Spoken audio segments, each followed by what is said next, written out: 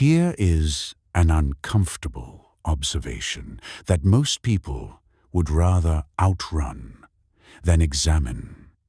The greater an individual's reliance on physical displacement, the weaker their tolerance for stillness, contemplation, and direct confrontation with the self.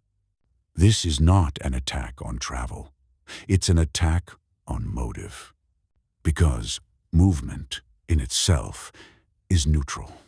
What matters is why someone feels the need to keep moving. Human beings have always known this instinctively. That's why exile was a punishment, why monasteries were built far from roads, why rites of passage so often involve isolation, not stimulation. Stillness strips you, motion distracts you. Part 1. Context. In the modern world, we've inverted this wisdom. We treat constant movement as sophistication, growth, and freedom. But for many people, it's something else entirely. It's avoidance with better lighting. When the body is in motion, the mind is allowed to defer judgment. New cities provide novelty. Novelty provides stimulation. Stimulation suppresses reflection. And reflection is dangerous because it forces an encounter with unresolved identity, unexamined failure, and unanswered questions.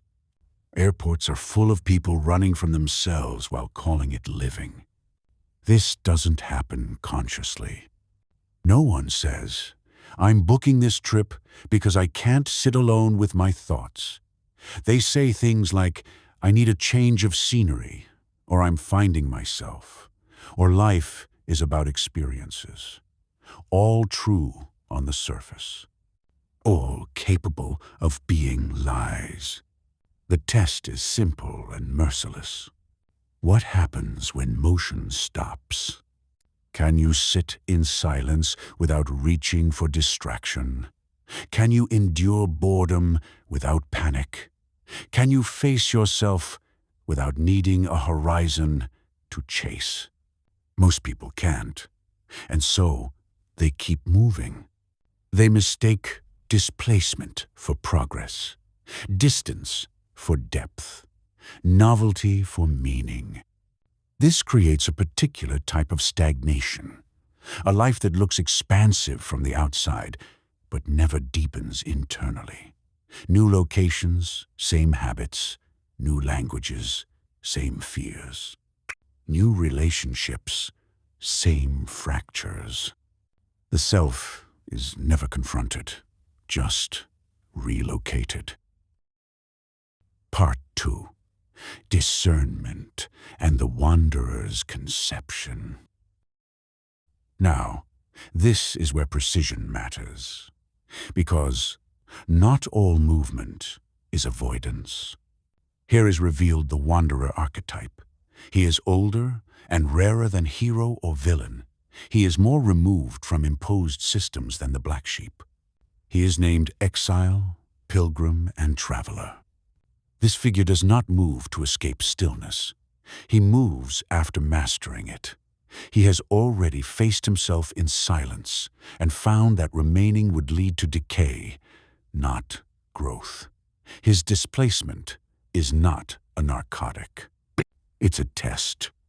For him, foreign ground strips away identity rather than providing cover. No status, no history, no familiar validation loops. Just friction, just consequence, just reality. Movement becomes a way to sharpen the self, not avoid it. Same behavior, opposite psychology. That's why the original claim needs refinement.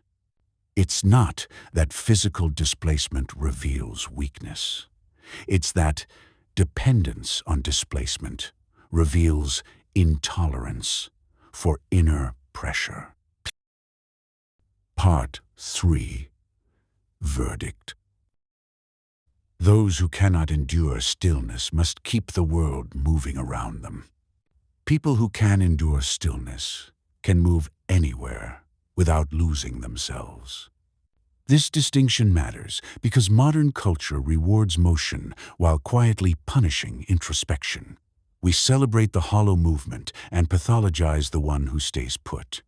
But depth is not found by changing coordinates. It's found by sustaining attention without anesthesia. Stillness is where identity either consolidates or collapses. And here is the final cut, the one most people recoil from. If you cannot remain alone, unmoving, unentertained, and unobserved without feeling the urge to flee, then no amount of travel will save you. You will carry the same unresolved self across every border. Movement will not free you from what you refuse to face. Only those who can sit with themselves without flinching earn the right to roam without running. Everything else is motion as avoidance, distance as disguise, freedom as performance.